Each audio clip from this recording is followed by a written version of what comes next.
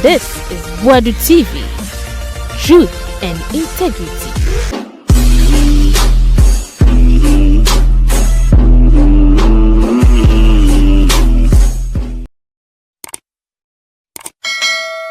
Mama kwaba high Boadu TV. Na ya best so why your first time now one subscribe here no. Subscribe na like video nya comment and more. Ghana man panyin share and for or say onye ready say obe declare state of emergency. He's not ready because ya share employment say ya kasi galamsey ne ya same buru na ye galamsey den ombe. What I say? Gold reserve. Gold ye nya no dodo na fi galamsey for no.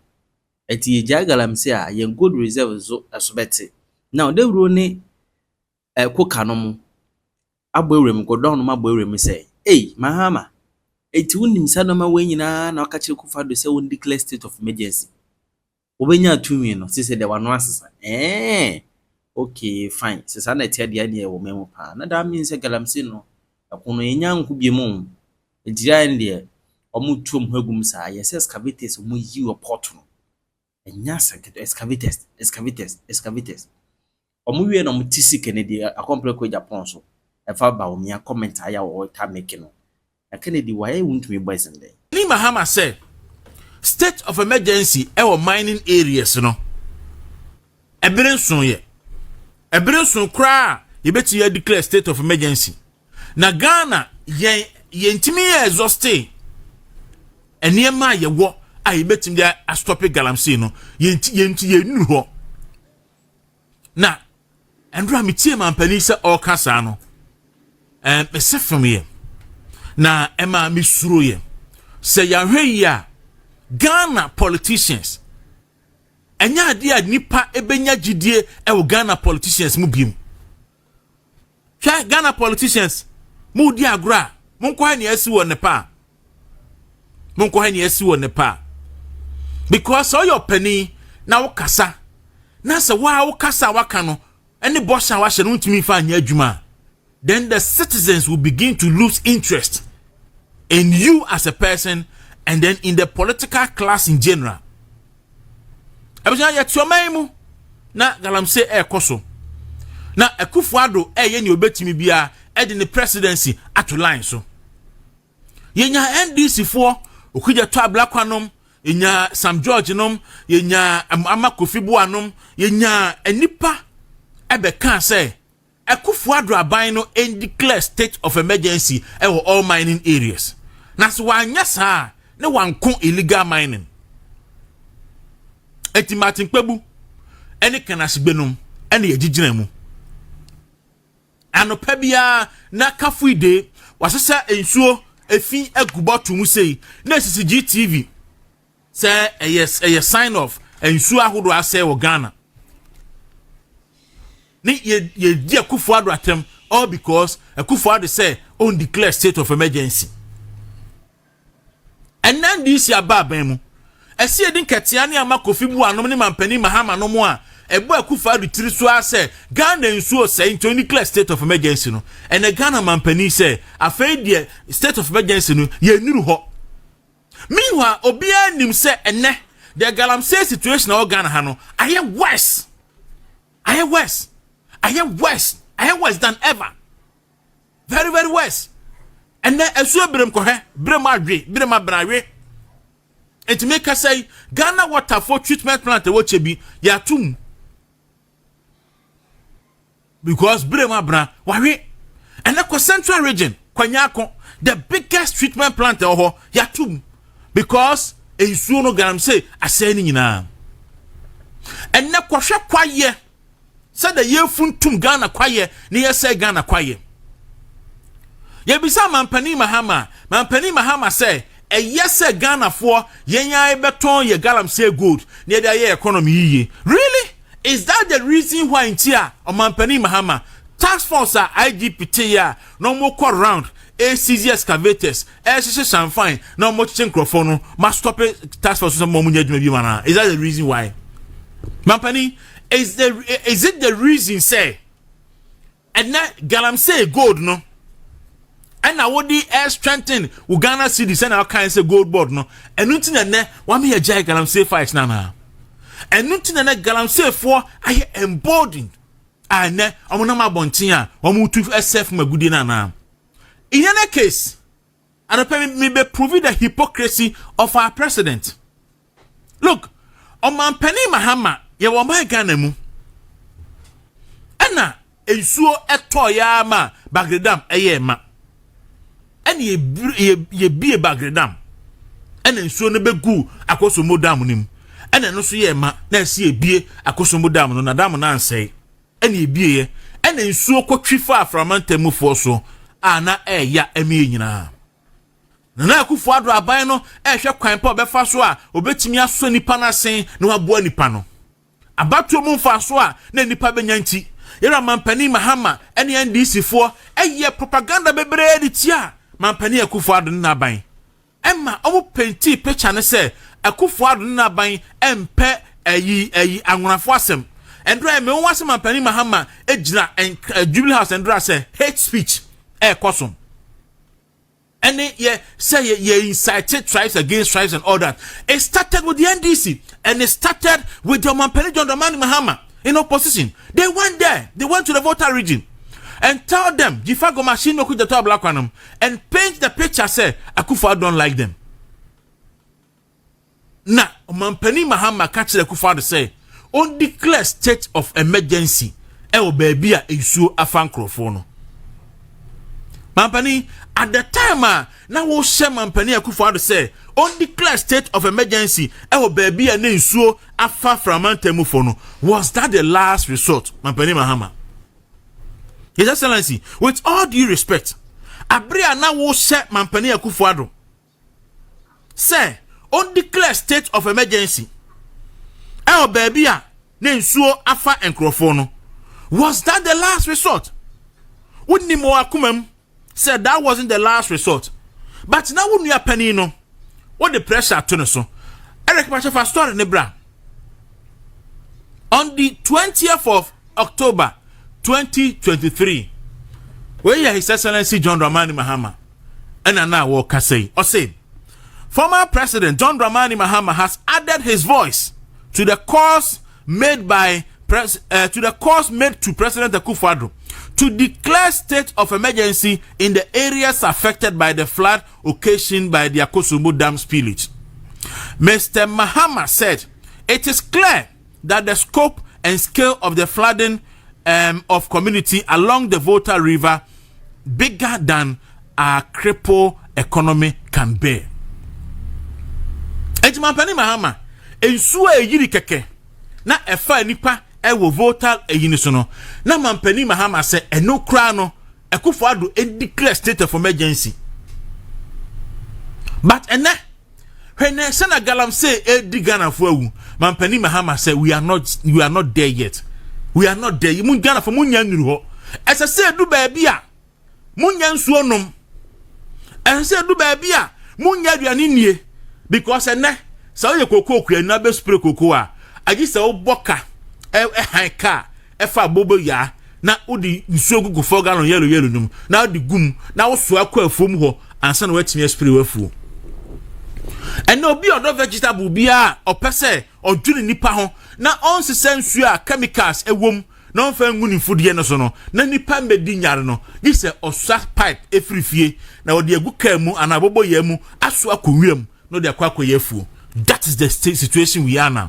Almost almost care about no almost a sa insuo na cyanide any mercury woman no edi good fruit no vegetables so cabbage ni lettuce ni manema no edi good so ema umutwaba emyedi. Do you know say ene enam bebre research actually say mercury woman yes nam ni ti enye ne nkase nnompe no emu na mercury na trapa. But Mampani Mahama say no you are not in crisis yet. We are not there yet. You need to be declare state of emergency. But 9 or 10 months ago, a year ago, na Akufo-Addo die na waduru ho. But ene Ira Mahama say onyuru ho. Ebiam Ira Mahama say Chairman Wontumi and the doctor are ready on your contaminating. Omo the Chairman Wontumi e court. Chairman Wontumi e Ghana ni. Chema Wontumi omuru Ghana mra so. Chema Wontumi eye boni etia Ghana mra. Ese Ghana mra enye ne ka. Na Chema Wontumi so ye ready say obey appear before Ghana law na wakwakoyi ni ho ano. But na me expect say Omampani Mahama be catch the status of the MP for our win. Oye galamsey campaign. Na watu galamsey ya ama ni kroma hemfo abodwa atwitwa nwan abayi snap papa ye e de atwa na so afiku no say oh ho afa de MP woduebo. Na ye expect say and grandma Penny Kasen obemba ye update and the status of honorable friend say Labi I win MP no na Penny we expect to say say the status I will do on that case. Bandi your party ni or NDC ni de mran ni eni. Chema Wontumi de or NPP ni. Mama penti picture ma Ghana for nyina adwen yom say eye Chema Wontumi and a shasi Ghana for na nyina wo tu galamsey including galamsey wo Eastern region. And na Chema Wontumi na me say kan mo chi no tu mu no. A mo krepo ni bibia e de mo nsa tutu ni bibia so no anka galamsey will be dead and gone. Ba na afa ni ye tu galamsey akase power Ghana. Yahu NDC chairman, Yahu NDC MPs. And now NDC abina Attorney General Trakrata Akoma Yoko for say NDC third national chairman, any NDC national organizer. Amu ye neck deep in the galamsey issues. It's Yoko for and from no investigate yomo. And Rachama to make us our dance. Or say a dia ya didn't say muno. Et said na sebotumu na ankanyanya mia kanyametun safreno. By Joseph Yami. And Namho esaye to trust him on Abanga Yakubu. Because omu NDC fontia emra eni omu eni. And Mahama Mahama say, and that year, a fair year who say, signal bureau for her year Juma. And baby, I was sa beka sebia, Ukasaria, or Pamea the Chu. Yet Wako 12 years. Mahama say, or Bemea Bechu, so Okasano or no Okasa Traswa, or Bemea Bechu. Ned Wako 12 years into or one Ghana phone na. But Mahama Mahama, what buying no ebo Kevin Taylor ho buying. What buying a government of Ghana and the bo Kevin Taylor ho buying. Every airport. Edin call a friend is saying Supreme Court. Ama ye clearly say or a free man. Obetimi akoso no wedding crow for them. Me ka say ogusudi, odinano, odinene, obedini forever on the man ni. Why na Ghana ha Kevin Taylor any di natem eh hwan me yakwa ayi ase na oban na nkrofo odidam show na dan me kwa ha video before so bedi matem no odi card yaku odi kofitonto atem e no odi yaku fa atem ase na odi ba me so na da yaku fa do bra bon ma bobi na yaku fa do ko timi di na atem eto ne ho person akwase a na me de odi matem na ayeden na bi enti obi ani Ghana ha ahemfo asofo ene ayi na NDC 4 na eshechiri amunije okọ ayiso omo na share mo position and atemdidie akono bam ena ma Ghana fo su atemdidie endra mi bo video ha na Mahama Mahama wa mu no wo ka kire na yi Dr. Baumia say oye stupid. I play the video here. I wo ka kire Dr. Mahmoud Baumia say oye stupid. Now Dr. Baumia a certain vice president, you called him stupid. Mahama Mahama, when I call Srim, Laura, I think it was November 2016. And I'll catch the Srimu for say, MPP for Mpek and Srimu for some. And the MPP for some Srimu for someone. Amon Yaku for doing sin chain. No for Baumia, Enina MPP ticket so. Na MPP only Baumia and Quanqua election. Hate speech ban a sing way, Mahama Mahama. Hate speech ban and a sing way. Any pamon papa move speech ban a sing way. At the time, why a frail? Why a chill? What catch MPP? Who catch a Ghana phone? I say MPP form pen and tough wasem. Baumia ho ya omobo. MPP for be you no ma dampen. Now who crash Baumia the MPP for chia na ho ya omobo because MPP for pen tough wasem. Omampani Mahama hate speech ban and a sing way. And then the only obi cassette yawa ya wahu papa Mr. President obi cassette yawa ya na. Sometimes I feel sad when I see some of our northern brothers running around and also doing this. They will use you and dump you. Boss is here. hate speech bend the same way. Say a whole former president. At the time, no a certain president. Now, Ukojina Laura. In fact, there's another video. I will look for it and play. Me another audio. And they can straightforward. Say NPP for pay. Say Bawumia. NPP for some NPP for some non-NPP for vote today. Oma Bawumia.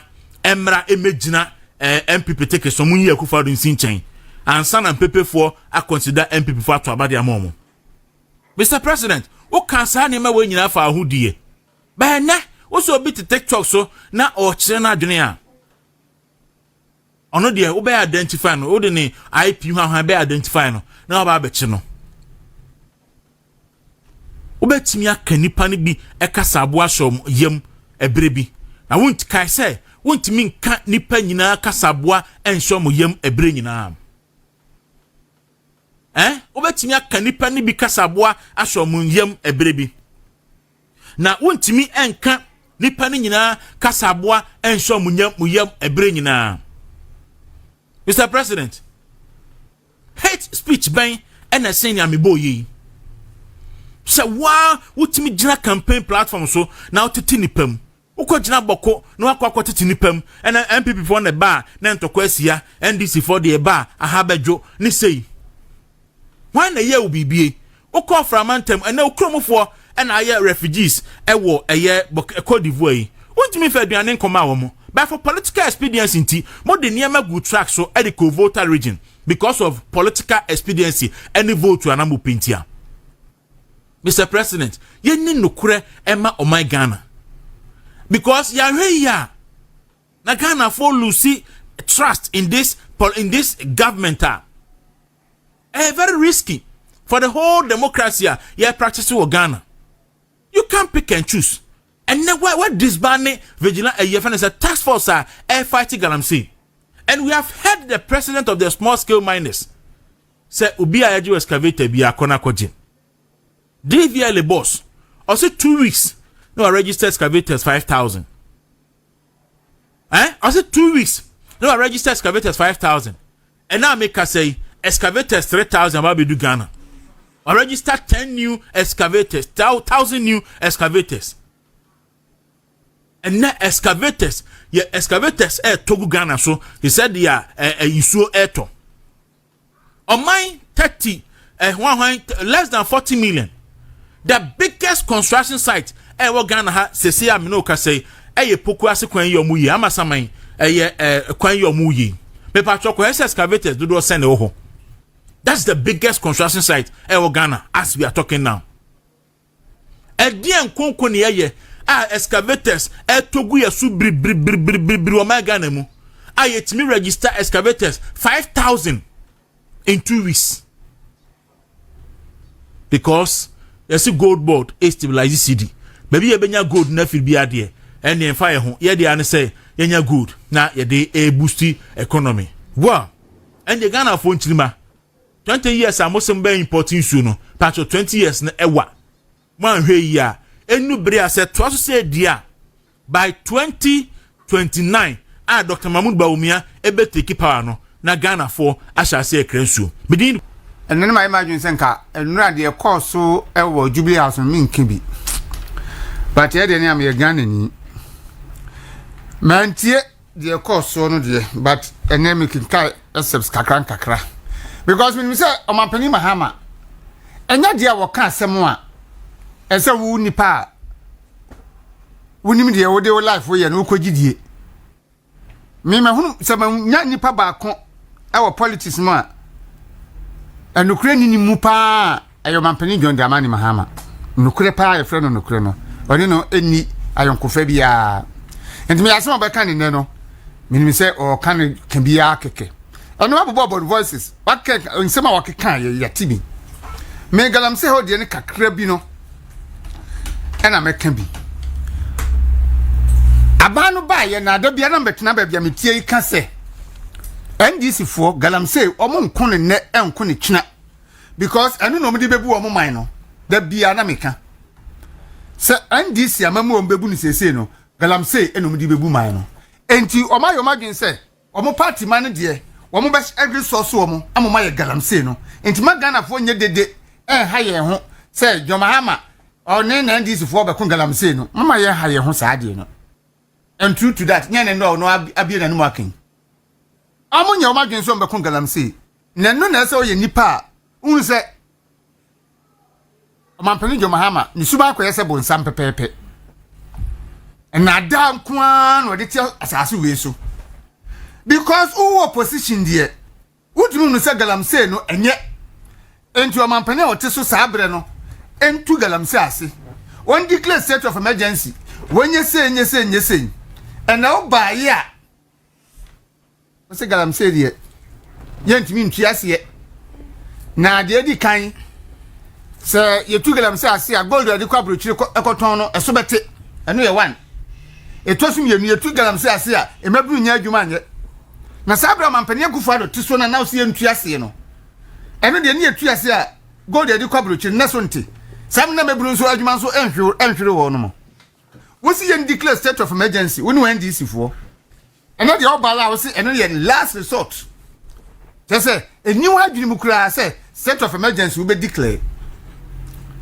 na Ghana fo duaba ye duaye no afifiri aso enura ene start ya yeti edi ebra Mampani hia nsem telefone no ene ye hunu say duaba say nwuno say do ye nyina na ye be di nfie na ya edi animu na next time what na mo bi di nkatere my boys kiremu no be ka dokodoko sem kiro na agidi a esewara NDC for died that year from 1992 rolling style e dia besinye Ghana for ni nte da bia makwan mo medada ye eye niema kekansem a ensem fatane yakoto aba mo omba no mu di ani a na yesu enu a mehunu se Kumasi PZ yebu buo mo mpata nyina egu afa no mo kem aba yakoto ye nam say keep quiet and suffer buti Kumasi mo nkoto aba mo so mo nkoto aba NPP fo ho ahi NPP fo ho ya arrogant ena fa hin ko sin ye bu mu mpata tuma no aduane agudi a ena muti Kumasi mo kem you keep quiet and you suffer because yen ye duaduaba no ena afifiri na aso ena ye tie die e obi nyumo se mo amu jejereje jejereje o Mampani Mahama de ono no oto no adepa bia ninimu magana adepa pa bia ninimu ba wo ba ye se me kan say second coming of Mahama aye vengeance I will return what they buy wa amaso obebu Ghana or by for state capture or by so be former manager padia na e wo ho no afa eninti wa start oni ni nuanom a start said o kan say President Akufo-Addo we say wono ba bi odo onko pesika nti onko wie sika onko wie fi say o nuanom ho be wi ama no ene oba ye wono so ache say ni nuanom Ibrahim mo ho o be wie sika na ma no nti o ma sha ase o ma jeje mkrofo gold mines nti eno no ye nyina ye jejereje say de o kan no na ade ba kwa no be twato enso Mampani Mahama adan ena sika kitua bia atwama mani ntwam ade why den yet ha ena nkofo kodi bone ne atwam kokche US Guantanamo Bay hine fo bi ya pa mo makom krom no nya ba bi fo mo fa Mahama say mi nie mo fa mra sika kakra ka ho nti enne ya tise ya say US for deport West Africans bia wase on de obaje o mabagana ha na West Africans no wo de omni omayom free mu enti so Nigeria ni a nyenwaze ye two plane free ya kosi no Nigeria airport so won ko ni fie no betina airport wa no ntena ho ada na so so me gu Ghana ene so kan de me da asase mu ehu asem ba ya che and Akufo-Addo ene ba say ye hu Ghana for 7,000 ewo US ai pesi deport of de ba Ghana ye ko hwie mu no omo ye Ghana for ebi nye Ghana for because me kai den foreign affairs minister ni Ghana ambassadors high commissioner ewo US me ko back and forth e be do baby kra no America ban sanction Ghana for si do baby or the restrictions to penifo bi so ne ade because op baby e de sankrofo no akwa kogu naja da se bre ya se o di aduane bone e ma o yefuru bodundu se den ya o di aduane bone ya yefuru bodundu na ma wo sa aha nti abaye bayi we okuja to ablakwa adidi aduane boni bebiri emene sanctions America for the 2 years no ya mere nti wa hwe yi a ya baji bisa ama ya kuma han kakra ya ko ye bibi se be omde ho beche omde ho beche you see koka fall out from Judeum Daru mechi obia na mebusa se ntienua na John Dramani Mahama e vote for no ono na odi nkomo okasa no. O say hate speech. One e de bae. One e didi nkrofo atem. Sitting president. One fa bu amaneda. Ka se baby ofrie e headquarters of Galamsey. O say Bawumia stupid enyo na okan na enye hate speech. Enyo na okan say your friend is saying Nanado ni Bawumia Boku omuna supply into ni sa noma enye his speech Nkrofona e call Ablekuma elections nkomo normal omo ye akwatia the course no kirami nipa ba ko a o signal bureau no etumi ahwehwe omo ache omo kirami NDC ni ba ko a o lead hate speech a watumi ache no enye propaganda na oye no enye personal scores enye NPP no atu ani asiso onya ide oka no o se galamsey aide enne de uhia state of emergency enne uhia state of emergency wow enne uhia because o gold board o ton gold that wrote me pacho o kasa do tumi kire gold dodo na awanya no ne galamsey gold no dodo say no dey account reserves no ho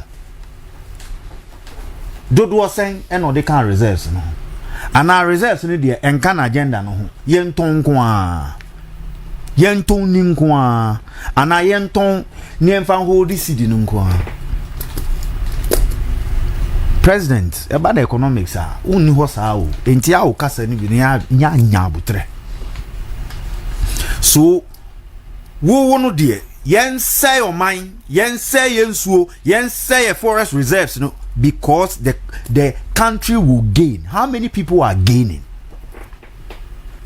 The cost of galamsey our nation so no what to me is high evaluation no what to me ahwe enko kana mtia excavators na e movie anajo no some catch us 24-hour clearance no na ye for omo adwuma galamsey businesses ni no ma na omo pese omo ye me pa ocho sa galamsey na now see a movie across security location and now military location excavators no ubetumi a share location no ni enko ho show us don't Dramani Mahama let us know the location now who can say excavators no mo dey ko no Crocro the John creatives na mu di akire na ban papa ba Monkofa manifesto of John Dramani Mahama ne kwhwe creative arts no no na promise ye no so etumi aye ba akupoa ye minister no wo ho no oda in fact wada oso dae onim de ekoso o kan say o ba National Theatre ni other venues adwuma a omo ye there will be obema 3% sene ebe ya ebe hin ha omo obi oye creative bi okoye show bia no obete so when to me anye Black Star experience why then kushia after how did he help the creative, how did he help the ordinary musician, the painter, the publisher, the sculptor, how did he help the comedian obi oye theater eba mo abene de mom 8 months. What is the state? Compare the current state of creative arts. Now compare during another time. What is happening? NFA. Also when you're board. Or team. What is the direction? How many themes near producers say? Also by more equipment. Over more incentives. I'm a business. No. What is happening? I feel now about stories. No one now can. They are economically not viable. They are economically not stable. It does not grow the creative arts and the economic state of their tourism. My own improvement out there about tourism in the creative arts sector. Ne jai stories now. You've always been lamenting. You have lamented in opposition and in government you are still lamenting. Jai, but creative is more. or the asempa na bo ena mu creatives ne ena ato nsuo no ono ane kai. What is the future? Because moko ni amount 10,000 oh ya ni amount 5,000 na mo feel say that is what the creative needs. We need a creative economy. Ye betumi etua your taxes, etua social security, enya benefits, atofie, a living life like an ordinary Ghanaian, like a politician will live his life. Our creative economy is vibrant. We hear policies, you hear directions, you hear investments. Send ye beya e betumi agina ne naso. Pa president dey na abeka ye. Ntumi abeka he. Enra ena wetumi the people from all around the country aba. Ade we mi pa cho nanado nye ebida. Nanado enye ebida. Wahu nanado wisdom. Onyini. Wahu wisdom. 80 years. Wahu no more be ye ni mpuntu ode buy. A cheap compound will see hospitals. A long term future. A be benefited districts. Yankotia cheap compounds. And your interest is arresting TikTokers and people. And only achievement. But me dear makasi mi bose Nana President Mahama, the biggest achievement is the removal of the Chief Justice. And only the biggest achievement, Emmanuel. Into any other thing, be an fala. The room with us. All right, me so me da say Kuka. Good morning. Morning, Kwaku. Na bokodie. Nyamiadum ahodi ewo ho. Ere Nyankopon ase. Fallout from Judem. Aha. That's me pacho un read yi mame. Matthew 12:44-45. Matthew asempa. 12. Etidumi no 44-45. 44-45. Chemu aduanan. To Kwaku. Yes. Me de say environment. Okay. Na me so me ye adwuma said no so ye adwuma no. Na me wo na minim de da Ghana for expect say President Mahama ebeka no kure bi a kire ye. Waka no kure da. Open no kure ti ana kotie no Mahama no. Open no kure party pa dia enkutie no ho because one kind of crunch. Wo ye flip flopper. President Mahama. Only principles. On say you salo bobola. Ijinemu a. Beba ball be could be a boss and crab e bi an crag the temo say nipa be 8. No mu nyina ko fun ball no. But is nipa be 12 mu nyina fun ball no. E obey the wind. Nasia President Mahama call thank you to Western North. Was a galamsey no a national emergency. What a can Yes. Was a galamsey a national emergency. Na deba de dissolve national emergency. Eti ebra na President Mahama ye opposition leader no. Na Akufo Addo ho no. Na wodwe se na Akufo Addo woni ni pa na. Na wodwe se moja de ni mu.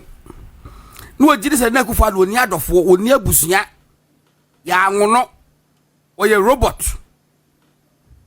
Etu kansa mfun bi a kire na enha no. Utwa ntotolo so a enha no. Opesa wo force robot de wo fa remote na kwa press it go and declare state of emergency. Na kana na do so di so John say John. Na kwa declare. I agree with him say it is be a declare state of emergency. Because enema bebre okwan mu ebetima ye a abraye medru state of emergency. But then the question is enema yetima ya na se ntimi Kwaku in fact you declare state of emergency and the shoot to kill a can who grandpa and under John Mahama galamsey because why it will solve the problem. But it's you police for task force na ye adwuma bo mabaso. What is bandit task force? Yes. Now you need standing task force bia ayi de hanabisu de where is bandit task force no obia de so now Odi on pa mom so munye galamsey no because who pay gold yes akoton e dey stabilize CD it do say obi anya galamsey fight so say okay you shoot to kill why na eko shoot to akele and I'm gonna say what the shoot to kill crumple ba enya adwuma because they won't shoot anybody the only person that they will shoot to kill is what NPP ni any NDC ni a scandal one person ba mu bi opero metimaku waku ade ekoso no there's national complicity Omane Kahu. Now when a Madrid call back. Over can you? Am I ready? When a Madrid call back, say Sam George Nevetin was in a Nekufuado directly or benefited from Galamsey. Benefited from Galamsey. Directly. Direct accusation. Now a Canada Abraman Peniya etiho. Oko position was a catcher. Can we use the same words by Sam George to say John Mahama is directly benefiting from Galamsey ana? Can we? Na say you be the back because one and no kan. Sa what saying? O say Galamsey no. Say ye jaya gold we nya de kwabro amono ne koton no. E beti enti revenue be nya free na so beti.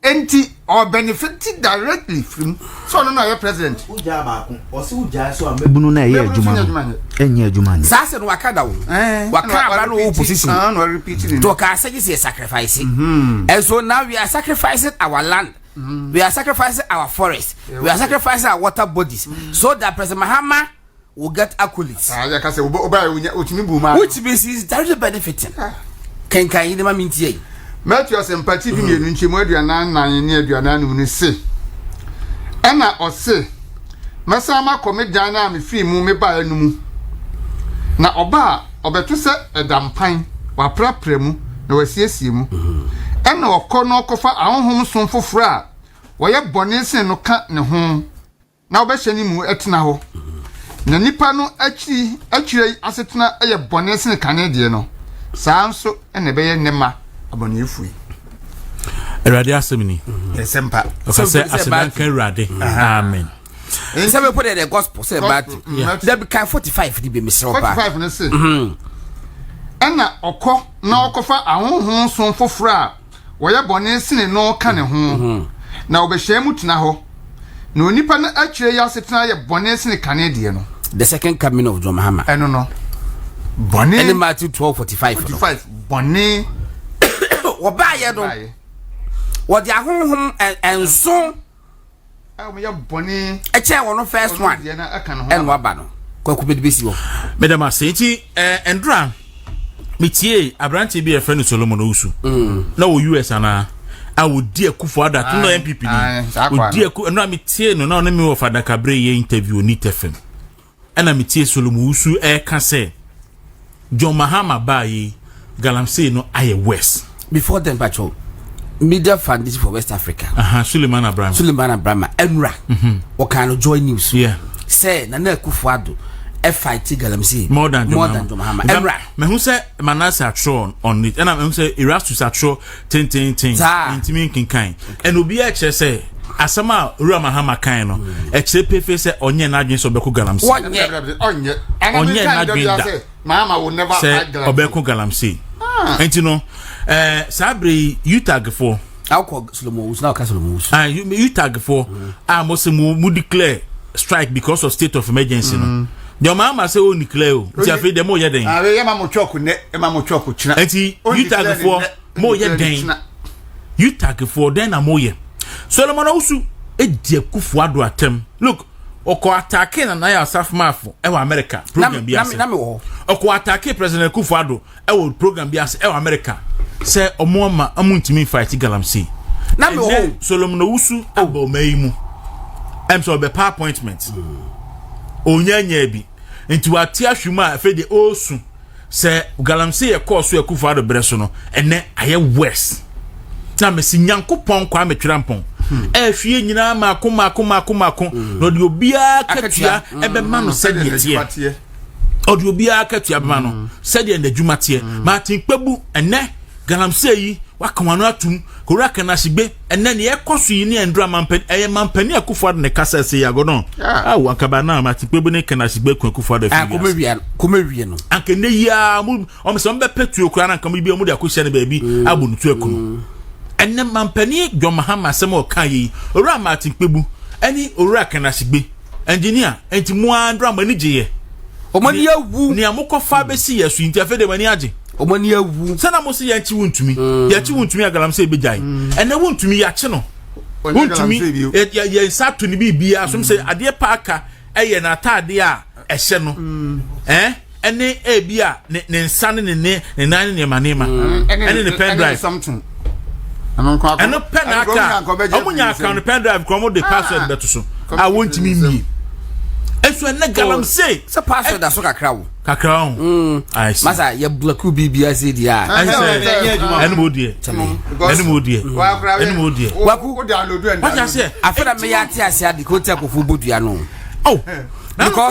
because say most the whole Ghana chema wontumi ana ye galamse me the whole Ghana nyina nsu asen match no margin license ndi bibia wo mo sa ato e say woni throw a crown power de ko baabi galamse kosoa nye dua na bobo nipa ko me be pie nipa se president Mahama and to me any akonta man doctor ready chomo de be court na me say ye be bodu ato so I win MP oh NDC new NDC MP no galamse man na him for trying o man post oh ye vice chairman say defense and interior committee of parliament anya committee ketwa in defense and interior committee of parliament honorable Oscar Labi your man vice chairman ho oni se ba ko so acho say galamse electricity in some yen restore what I say and you know and abai say the a year to excavator so e mo bi en ko excavator me hwa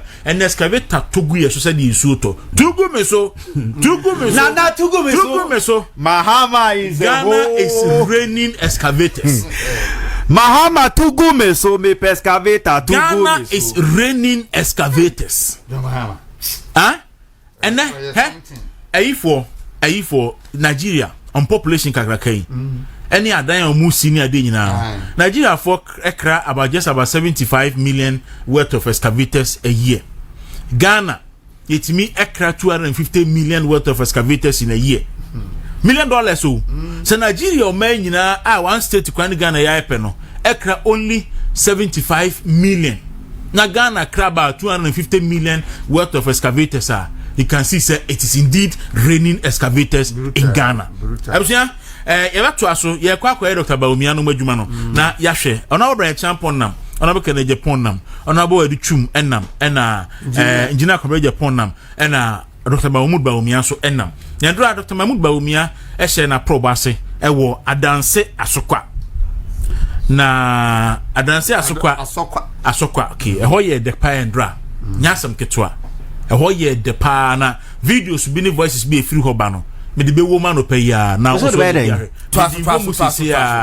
wanya bi ahwe but high sense for say men can say ba home appliance o mo de won do ne papa ene ne efe ene bibia obeto nyema bia high sense na ese woto enkoto bibia oto bibia obia auto petitu koto high sense tinidi high sense high sense sign count a brutal miserable modern but about refrigerators about chest freezers about televisions about air conditioners about laser televisions washing machines gas cookers rice cookers any sound system water dispensers microwaves and only account nyina no a me patcho ko na on high sense for any enkomo omniama ne ye papa enunti wato ne nkrobata na epeti Ghana nyina na ato nso a wo warranty kese pa enso eda so enkranfo achimota baby tama hia batu na dansoma isle gon west small afiko techimai okota maleko hoho ekohu okko Ghana fa na bia no a obetimi enya high sense product ni bi ato o number is 0302 550000 0302 550000 okasa high sense or say everyday prices for everyday people what to say hwim kopebi na wonso emwa eti kono nda se koka endra Dr. Baumia esi fam se obekọ na oni NPP for akwa akodi enkomo na krofo atwantro nkrofo atwantro propaganda SSA meko na mekope me papa honorable Dambutwi na nkomo bi wo ho no ma ese menye ni kodie efa party ni finance no ho oni me edi nkomo bebre in private but ese menye no ekodi nkomo on record na ebebo bi ekyeretiefo go down 96 mampaniko eko election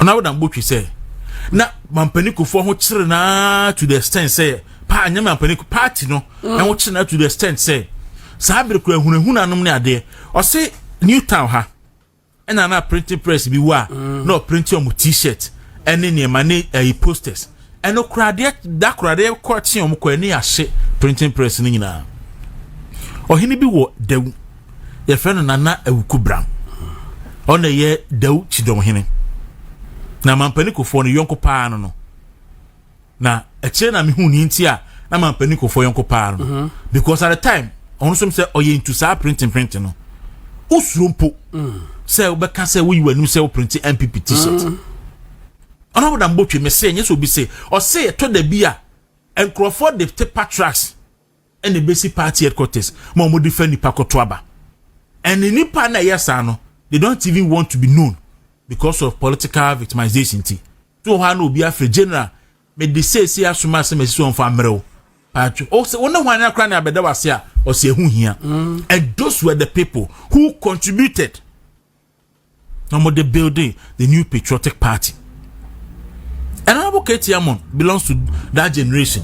In general, anya me won say Honorable Katie Amon na waso about this whole issue about sika yena say what's up with the one day o say dey area who so ka say propaganda na no dey am say anu dey so mo prove ni video omo yade omo promo kakra omo promo kakra ka ho a na o keka no ho o ba keka no ho mo because propaganda na edoso start yache na emwa ubia esa na afi no kwene ba kokuna won kase wasi wogu ho ni mas no kwene ba na se wogu ho ni mas sa won wi ni zongo community bia 7 preduasa NPP core campaign ye koyi Dr. Bawumia as flag bearer. You can see Dr. Bawumia because of zongo communities and I see him because of his competence. The competence in tea. Ye nyina ye gidi se enema bebre kabo munti na ye win elections no ye ne sorry a e na oma munwuma na zongo folo mo mu hia dwuma ni bi ye ne sorry a ya ba mo dwuma e na chebe mankofo we mu omumumo e na se ni na ya ma na ya mo madwuma no. How do you expect say Dr. Bawumia to win the election? If you think say you wanna yama womunti e counting you lose you dia, how do you expect Dr. Bawumia will win the election? NDC Japan so enti media everyone be busa mu say campaign was start here na no mo say onya start na we na the fidi big me say bi wo asante region o ko hwe ni fidi keke do asa bankan enti eno mponi I think say campaign no e be good for boot kakra, and for me it is good. Obi ka saboto so let's say no kra brabe chechi I won't chechi mu atena ho won chechi mu a e dey da no be sha ma obe sha dem chechi mu atena ho na it is in his own interest say and we say workers with paper it is in his own interest when your opportunity say ya obe chechi nsem no and na me sa te ba ko no ka support wa wode ama party no say about 300 pickups 2024 elections and what the mine baby a one more contest obi a constituency pickups at Dr. Bawumia the mine no ibi ye adwuma wo and the see abe party official vehicle omo de adwuma ya who be so dance omo de kon so omo ye to abane wi omo ji omo sanje eti ebia you see you as an individual and our principles be a live life no Uba politics ma mainstream politics ma kwaku principles bo no ma edu elections sa principle this all the 20 Oku Dr. Baumia enko fo wa bo matum school fees. Ah, papa yi jahan wo bae. Panimu a wo NPP ni wa ba ha se wo yirewu. Wo se wo yire frim. Etiamu a ne koya wo yire yi. Ene si boye ni bi. Ena ututo mu ana ko Dr. Baumia office. Ana do asem ko to omanim. Dr. Baumia ni mu baabia ba wo constituency eye also yire frim ene mobo. Dr. Baumia yi 10,000. Wait 10,000 ama wo say je de jafa ko to funa da kana kaka be kana wo da to ensabi. Papa muri ye ne tiko say kum. I remember. Was it adan na Dr. Baumia man 10,000. Te say emrantie no wan kasa o say. Was it Dr. Baumia be man 100,000. Eno emrantie. Well, it's kana emrantie ndi man no matis kana so no man 10,000. Yes. Into your person who Dr. Baumia no. Ya just say emrantie kwa wo ya tete o mata ade. Ojini sika. Now when the walk on do expect say Dr. Baumia man 100,000. So nim say Dr. Baumia 100,000. Eno o mate so be 10,000. 10,000 man. Kwaku. Nti je so mo chemu ten.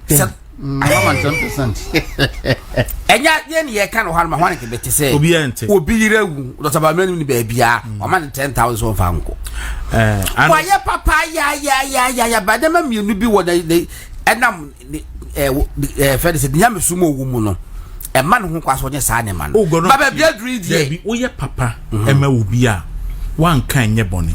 But baba dreed ye ebi wo ho a enye papa wo ya ma nipa wo. Ti o wo ye papa ma nipa na wo kan en na ye bone en na enye. Ba se wo ye papa ma party. They say NPP kese da hoyi. Ne wa yi 3 million si fan ko party headquarters. Ne fan sorte ke o party headquarters wo. Say ye ko election. Na this particular election one ma every constituency sika.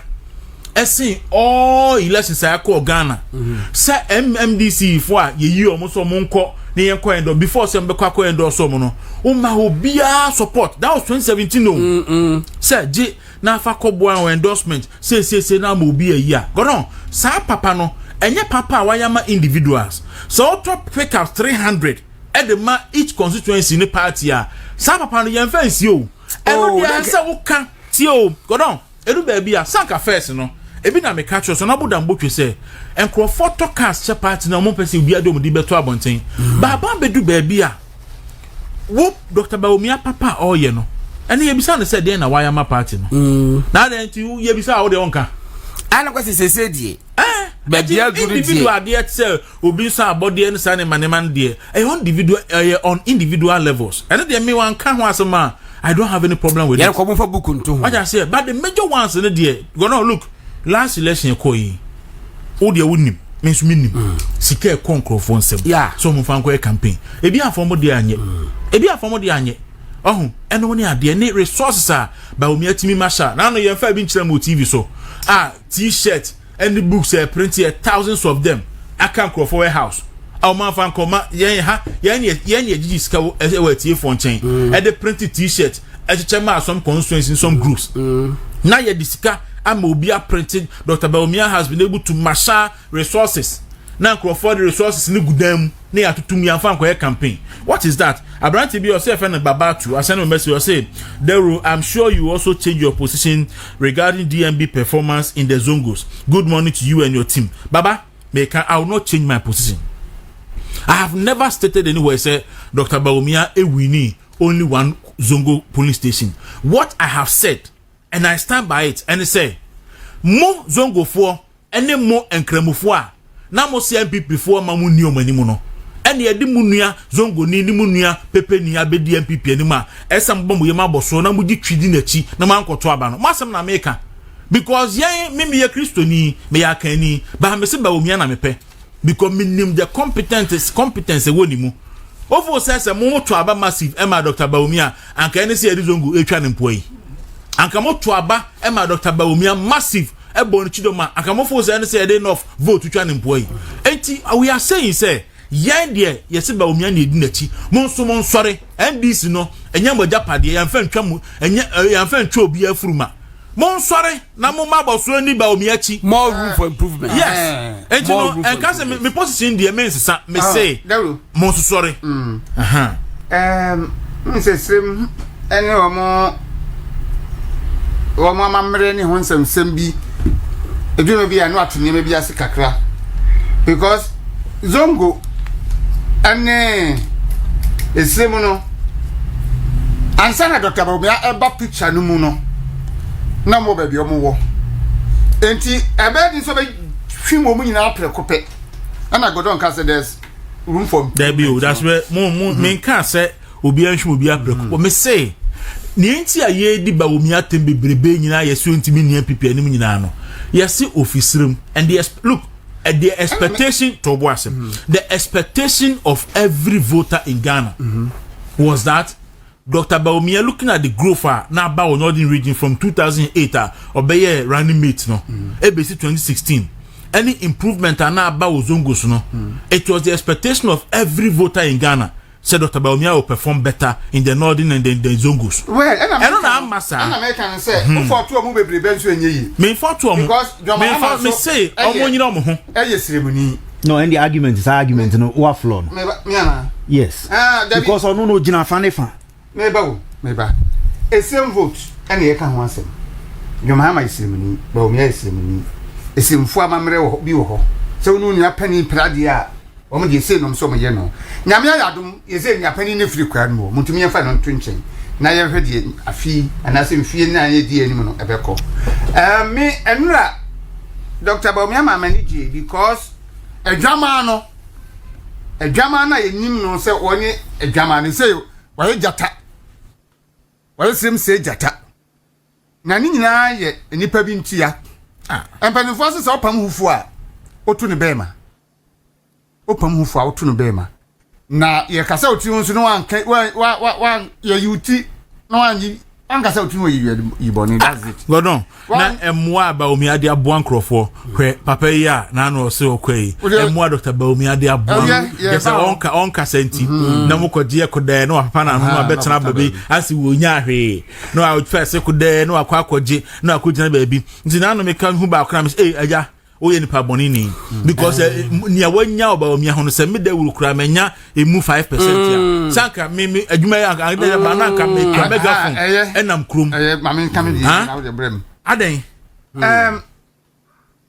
edurumra bi a ene ma na mienu bible no a ye nyine ye di atwiri no otumi katu yefo se ema wonsa benkum ehuru de wonsa ni fan ye ene ye wan bible kura no anso eka se ye nso kania emfa nhye kodo ase edisi kania dua so ema ehire me ni penyina ehu enti eye bre bia mu ani de ose wo ye na da wo kan se wo ye ankrankra bi papa ani die ense so de babontin asumasi a woni de ni bufuwa na na wo kura no wo yare me na ma sika ko hospital ena yes eno na tanyen se nipa ye se nipa yare na osufre wo na wo man sika ko hospital nti sabe se wodi nkwasa asem kura na nipa de moni nsem mawo wa moni nsem amawo de a ene wiase nyina bete se enye wankuwi ene de hu hia na mom se wo ya de ma party no de se de politics aspirants no ashase ye nti no se Dr. Bawumia so team no so ema no hu se politics na ye woni a wo ye mo papa ankrankra no de nye party nti na ye wo ye ma wo mo because ade ba kwa Dr. Bawumia ya da bia me se wo down so asne politicians wo Ghana ha nyina he stands out and he said wafa weja la proserium omo ho ana obo mo ka ade no benya fi weja la proserium fo ho enso wa forma ana wo bo mo ho ka woni we ni nipa ohunu se wo yi na kuma mu eye papa ma obi na emom se ba party ni mu dia ye be se Dr. Bawumia na no akotua 3 million e wo party office se yemfa ama wo ento bibi ni obi anti obi edi 1 million ko ya na e de wiase nyina se akotua 1 million ti won na ya ade e chi ansa ne beti se hwe se na Dr. Bawumia akora akotua 3 million enso 1 million no wo de beje fans asene wo obi di 200 pickup coin e wiase nyina ate what the 300 coin obi anti enya nura nka minted obi anti enya no no aka nka minted da se Dr. Bawumia ato pickup 300 ama party nda I want to do maybe say no there omo kan omo team okay o see the rule I wish I can engage you personally. What you should understand is that the so-called non-performance of the DMB in the Zongos was mainly as a result of economic hardship people underwent in the 2024. It's fair sometimes messages need to be bar. You read it out. But don't respond. I'm not responding. I'm just reading some messages. So at the back, I'm responding. No, we are about to clarify it. I say something to me kind and to be fair to him. Or see me, Deru. Good morning. The Zongos or Muslim community should know that when President Mahama took over, he built 10 churches for Assemblies of God. Nenya mosque NOC here. Inti moko to abman buy no obesi mosque enye NOC. Inti eno so ne die no see the room. There's okay Sebawa ye Nasara coordinator me hwe. Sebawa Alhaji UC sorry. Etiwa West Deputy Nasara coordinator and I send you a message. Also, I agree with you. All Muslims and Zongo communities should also they support NDC is massive than NPP. Gordon is right, but he thinks that they should all rise up and support Dr. Mahmoud Bawumia to win the next election. I'm also the to as well. Nobody buy. Maybe the end. Many no nyadwene kwan bi so because say all Muslims should support Bawumia to win the election. Dabi. Say you call that tangent no. Nti me nya no nto ho. Na ye hunu say Dr. Bawumia no a wo ba no. E di enti na say to aba no ma no. Ni competence, ni ideas, ni nyame dia manu a obetumi dia bu ma yen. Enu yemfa no. No, that's why nobody is saying say Obia nko riding on mood, but what you see sometimes as see a team eye name be clear. To bo ase. I know you wadwen. And the was president was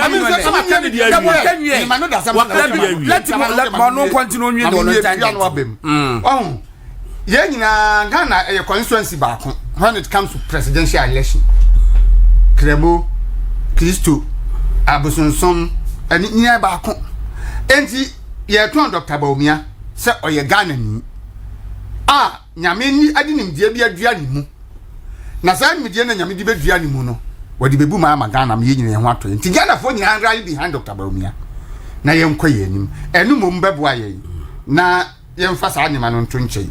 You will be a Nippon no Yamano. And to me, the medicine. And I can go on. Mr. My dream say, Obia can say Ghana phone call trouble because Dr. Bawumia Kremoni. But a nipa akabum, can say Ghana for and say NPP before Krama Quine, Emma Bawumia be due manim because or a Kremoni and Kremufo and Twaba Mano, and an Kromusel so and Twaba Mano. And then I make say Dr. Bawumia will go for another election. And look, if Dr. Bawumia enya the support any vote are not obi ehwe ni mu no a menyi ni sanko we be gina otimi aka sans media eden e dey ache no and they will push and say that now is a propaganda. I didn't know that Dr. Bawumia wakasa as media, but he has been compelled to come out and say and talk about this Zongo issue because that has been the main campaign on Crawford Nama ye ditiano say the mekwa they won't vote for him because on any kromo for kra and to abamano and that is why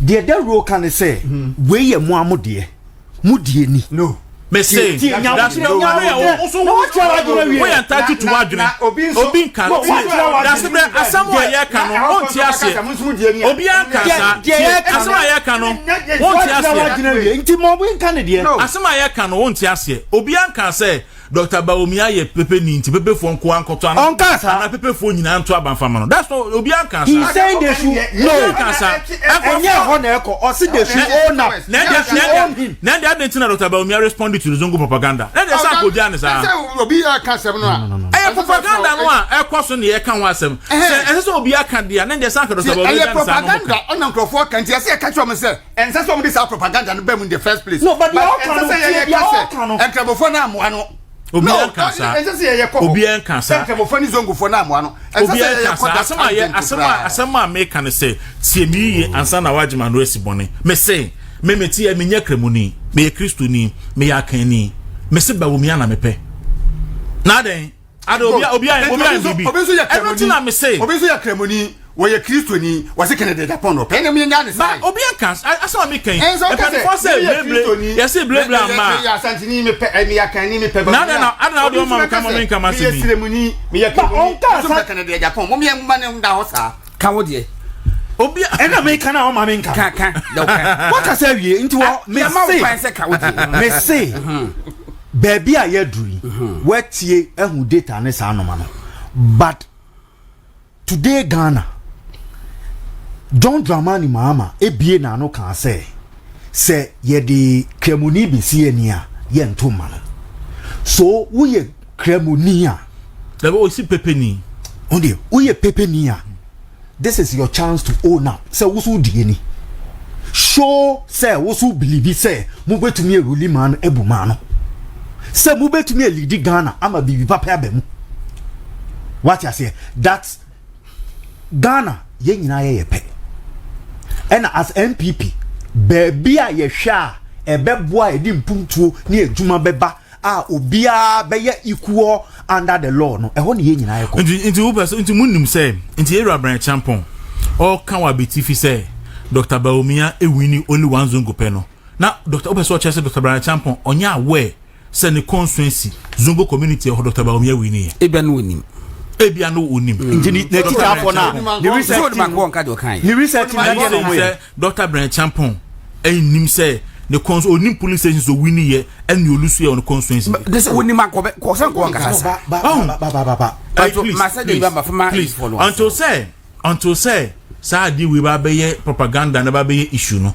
Obian can wasam, Obian himsaha, yen cast us and wasam. But a nyaba ne be issue pa. Then somebody must also raise it. Near clarify so that we go and then we go. When you need to go police station. What the ambassador we need. I see, at the other crampono, Medie.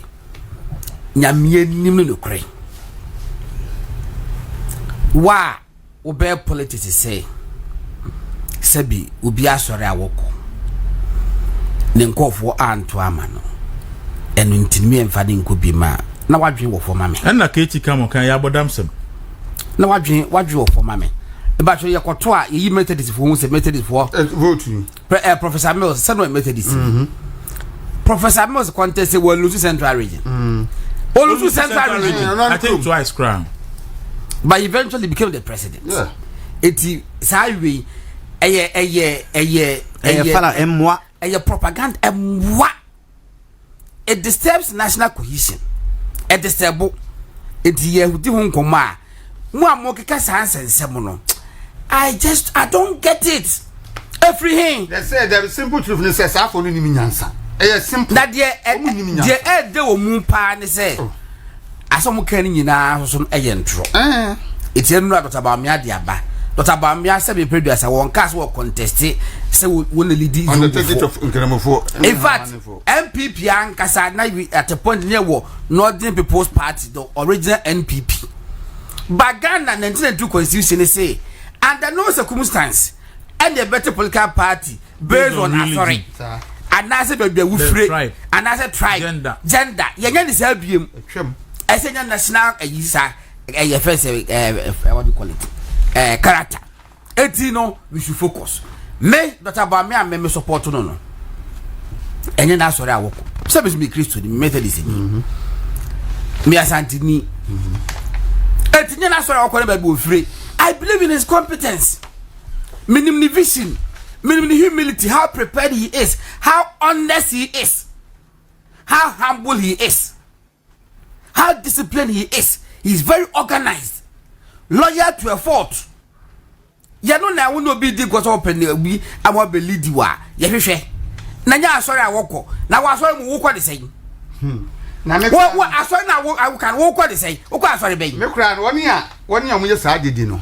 Eni pa na mu di na tira mu ni ye didi. Sa ni pa no. Okay. Sa ni pa no nkwa sorry. Wonya Kristo ni wonya kremu. Okay, my enko and na you Mahama baya galamsey egi ensemi.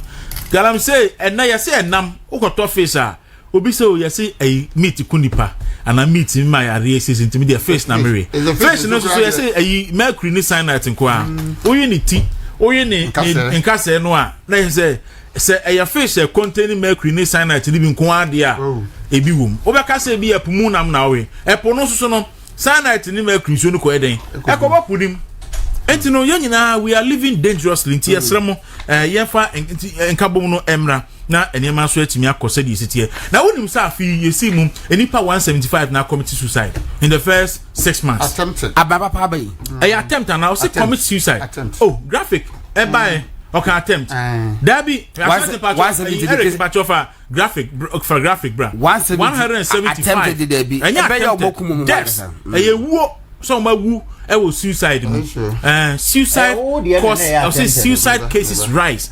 175 deaths in 6 months daily graphic cry a report na no pay deaths any and I was saying into 175 deaths in 6 months attempted and the Ghana web the fufuro by and you know where nipa can 175 attempted wo you say akosoro first 6 months of this month no enipa one mama na no o ka say kufuado be man fo so okay no na sanka me hwesa bi ba obi committee suicide abira na ogina ayi so no pilots mama be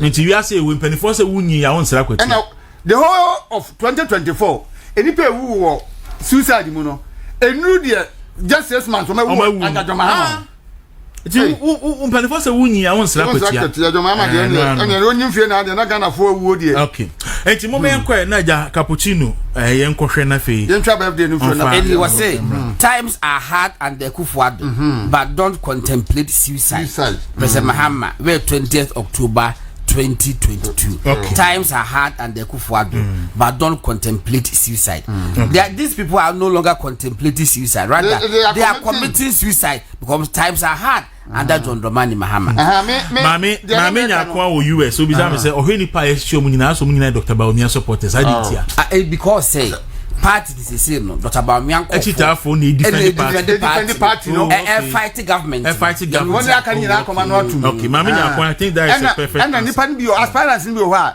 de obeka John Mahama ho asem na yokufo ba bechi no enti okana no atum onka okay so pon katamanso moye 136,927 in the last election.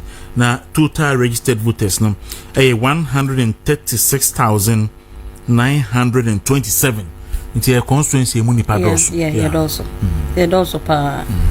Into no it's senior American mechi ya papa Dr. Mahmudu Bawumia.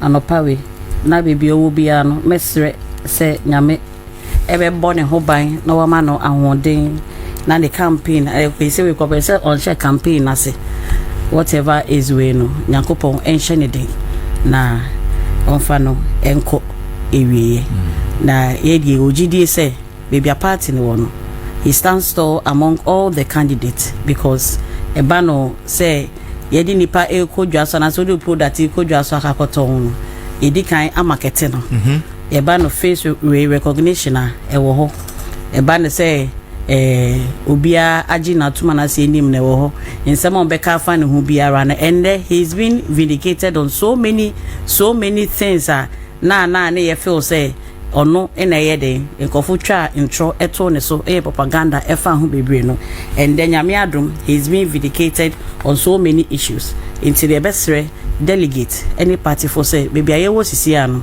to me no your vision any ye we nyina say NPP besamba abemu yemfa Dr. Mahmudu Bawumia enko ni ntumi nya akwanya ne se betumi ade agi to me no into going to what transpired and dra ewo meet the press your president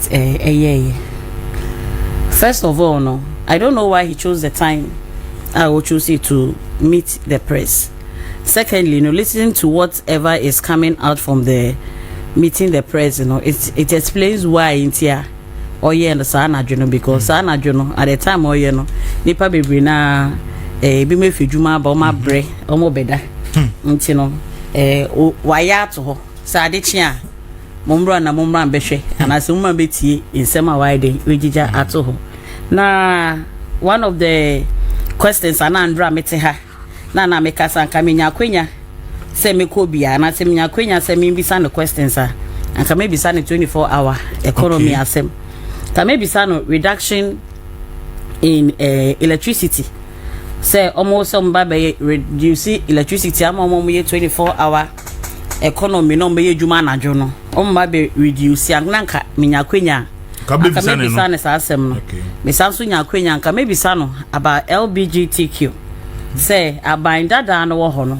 ye previous way no e wo ho no na omo de pressure to ye papa na nado eso say anka on sign we no na emra na mbe ye emra ye chechire mu bia say o say ye hwe bill na nkasa eye o mante ase o ka say on koso no nye den on sign it went on ebi mo crampo ebe didi na tem ebe tu ni din ensem bebre ensem akoso my we mu de say ye the same way ensem no ne ye president et no my we mu I don't think say Ghana how mbetu me po den akom ensem koso enewaba bill no eguso say bill ni pe wo hiu say dia tu hiu say sia ewu it some besan ya yiso sign the parliament bill ansa no matimi ayo nta kandra no benya kwanyanka ka maybe sana sansensem no any your friend is a declaration of state state of emergency against galamsey. You see they be ameka say there is something called integrity. There is something called integrity and honesty. Me mama yenye amanyosem no te say senia enmunyam biara eni amanyosem anase ma yenye amanyosem no say senia obi betina echi aka so politicians omo de omo ye akohwifo we de omo di ntro omo ye say because say ye strength sema ye papa president Mahama ekaye in opposition any senior mahu keka Sam George Munie omutumi ye press conference no mu di nsuo ebe sisi ho omutumi baage ye fe ne say pure water sachet sachet na omu da asuan ankofo eti no mo nam ye fe ne say enkrammontin so no mo ye mu TikTok no mo ye mu videos ina galamsey say ye nsuo galamsey kumye yo ye ma ewu o ebe ye asem echese senior na asem na ekeka kono ekoso ama yuta fo nyina strike exactly ma so fun penyufo nyina duomo ho the Roman fo asofo eko demonstration for the first time yes eduomo ho nyina agimu sena nanado na eyo ina ye na ye mboa o kofa kosi he na efe na chema Wontumi baby awo bia no pe mi chia no chema Wontumi concession as if say onu mine na oye no eno na say yensu nyinara. I had the opportunity to go to Asanko during the election, and that's the first time me mining. Okay, who galamsey? Yes, galamsey baby. That was the first time. Na me cause area na me who poda and who senior insuo. Yeah insuo no. I just say. Even at the time kwampona me kwa kwampona is saying a flow kakrebi wo hwe a whole river na ayese ateche na msi and surprisingly such a response sanya mani nyina won development bi eni ho so mu nyina mo to ma ba ma e fe ne say NDC and the hope is so this is the ye fe ne say gravity of galamsey asem ya yete haya ye friend is saying ye ka kofo edia ye amanyosema they want to make get some political way from it ye very serious idea and kose nyina ye ka ye hubom na nke ye politics ni ye den free mu na ye tumi ye den solve problem no and ye papa president or say oba declare ye friend is saying state of emergency and you don't need 24 hours, you don't need 1 week. Even Dr. Randy Abe see in the morning good morning Ghana show you or to wait now so can and our president I don't even want to repeat some of the words they even use and then haba and mobile you know the first opportunity amunya you know was to create a gold board.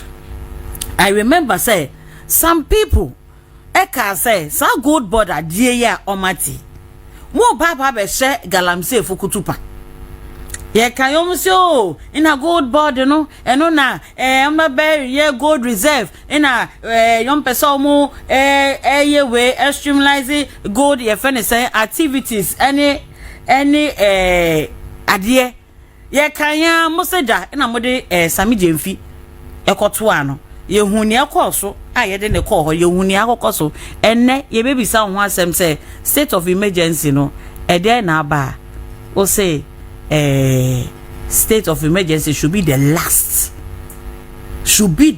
resort. It's now unim say state of emergency no betumi a last resort ana. Did you know this before?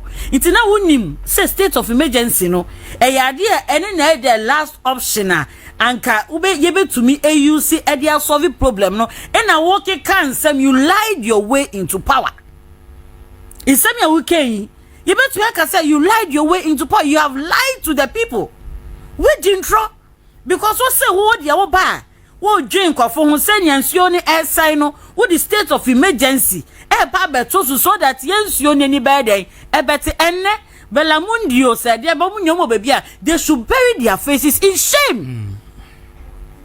And I'm monitoring the internet to see say they will come out to come and say something to what the president has said. They were going on your friend's site. Yeah.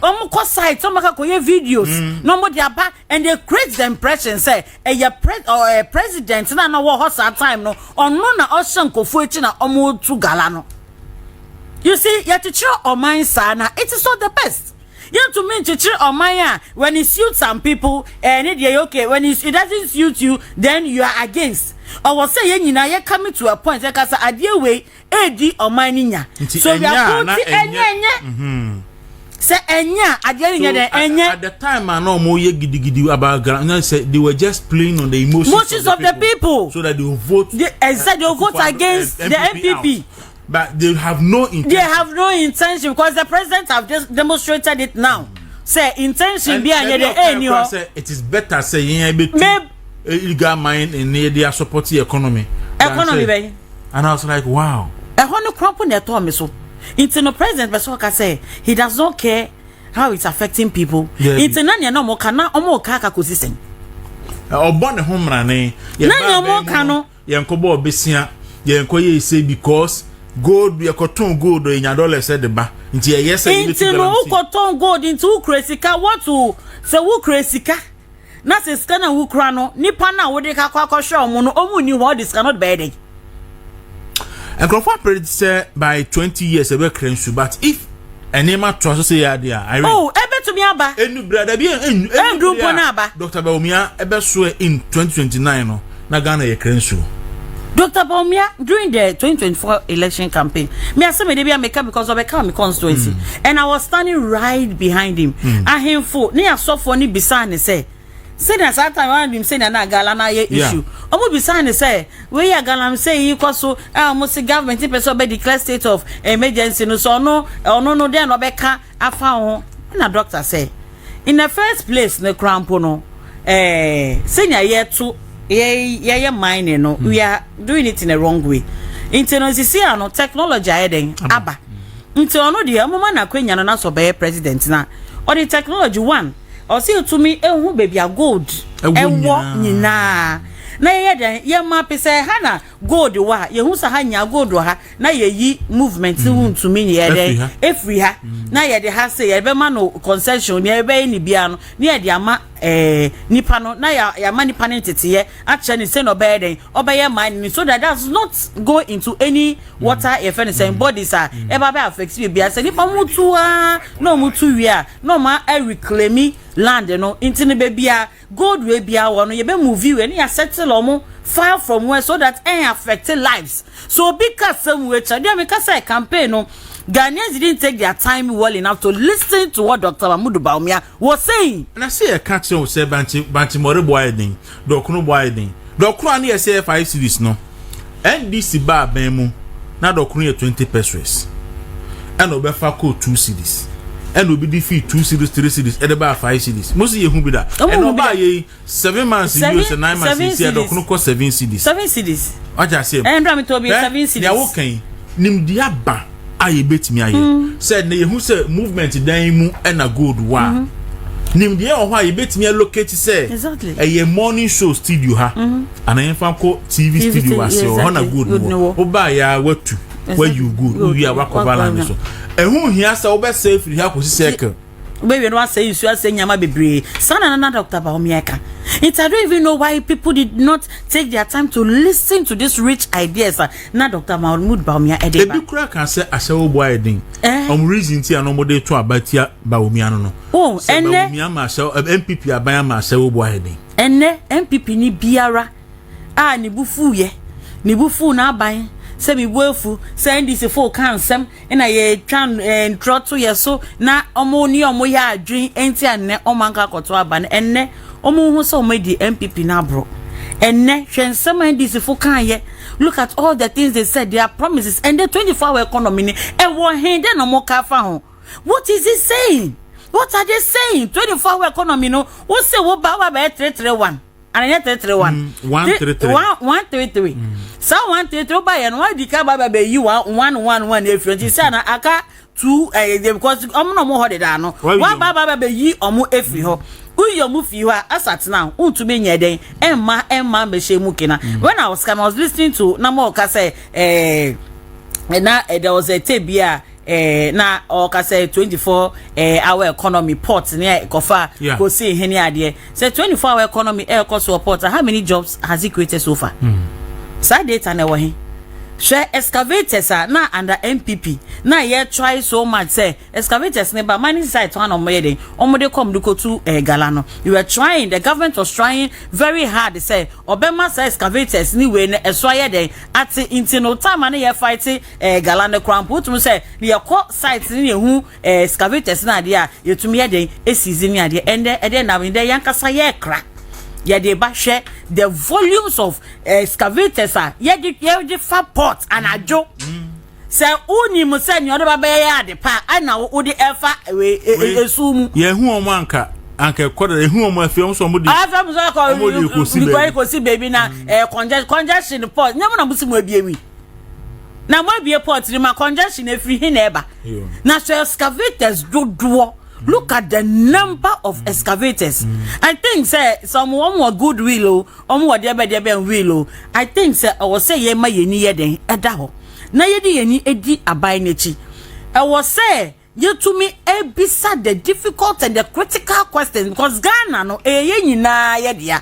There were some people na say this for baba ye say nia sisia no mo na ya to abama mu nti Ghana yo mo dia it does not belong to any other person. Me pomocho ente sa ye wu ye nyina wo Ghana ha ya wo fonum nyina efri Ghana ha nti na ya sade say ye benya interest wo day to day activities of the country. No say ye friend say media for no ma ye di no krampo dia yeah, but surprisingly asamandra Mahama president kai no o man kasa kra atomo so That's Irene. Mesan about Hobium. Irene Hato, a member of the New Patriotic Party communication team. But oh, communication officer for Pong Katamanso, and NPP communication officer for Pong Katamanso in the Greater Accra region.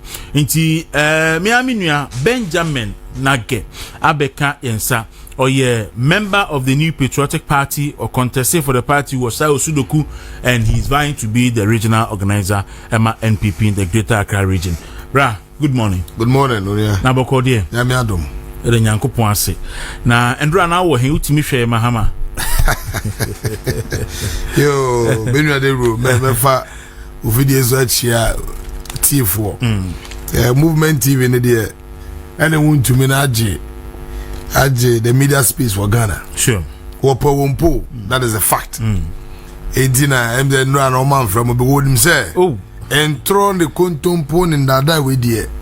Ghana for Budia, or Mampenny, the double standards of a Mampenny don't money Mahama. Now, and run on Mitzi Minya, man to Wasiana Mitzi ye digested ya Mampenika. Now you could see the hypocrisy. You could see the double standards, sir. Omambein John Dramani Mahama Eka. And now I'll catch and say, galamsey, we have over there 4 million livelihood. And as a 1 hour to Ghana, we're into galamsey. Okan small scale. Araba kwa me pese tie fo nyine hu ne say, ye kind of small scale a licensed small scale miners. We're licensed people. And galamsey cannot be a small scale miner. I don't know, ne galamsey be ni biano. Ni activities ye illegal. The per se ye into difference ye wom. And so man penyin John Dramani Mahama ka and catch him say. Ana galamsey. Ana says mine no. On to me for 9 months and stop here. Let me see who. You will chroma. I don't know any appointee. Sam George. Also, on Mampenyin, former president. Now I don't go over bed my 2 weeks. Also one. Yo. Also 1 week. I stop pay galamsey. So no person oh yeah, obet my. You will chroma. And the summit in a gold board. Otun Tong galamsey. Otun Tong gold from galamsey illegal miners. Gold board. You will chroma no say oh. You declare state of emergency. Yeah. You will chroma. And a Professor Jampo. What's the declare state of emergency? And then there's no need. Or the need of Mahama declaring state of emergency. Unim anopay me de ayibi buy. Okay, say abre bi akosumbo dam no. And soon spillage in the do you know say Mahama can someone declare state of declare state of emergency or voter region? Oh yes. Yes, he called on the president to declare on declare state of emergency.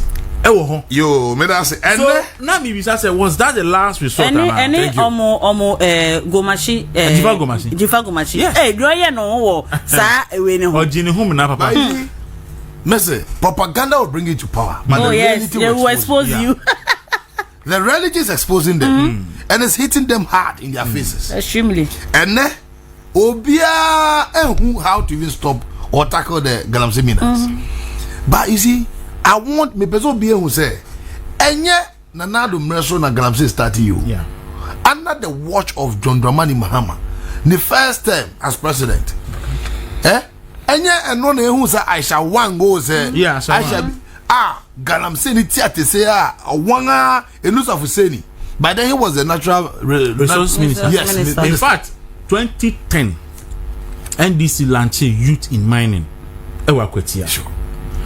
Na baba jama na ye deputy East Region Minister Abu Gapele was NYEP coordinator, and they, at the said launch no Emuka said they are going to introduce excavators to mine, and that was when I Eastern Region. That was the era who said galamsey aye the excavators say West region. So this is to say one can what prove galamsey. And you know the okay. Also, in Kofu, also Canada, we have small scale mining to justify say. Or no justify yeah. Say Canada, what you be Australia? We organizing Kofu be cry. What they won't call. What we also then gold board the Babe lead such chat.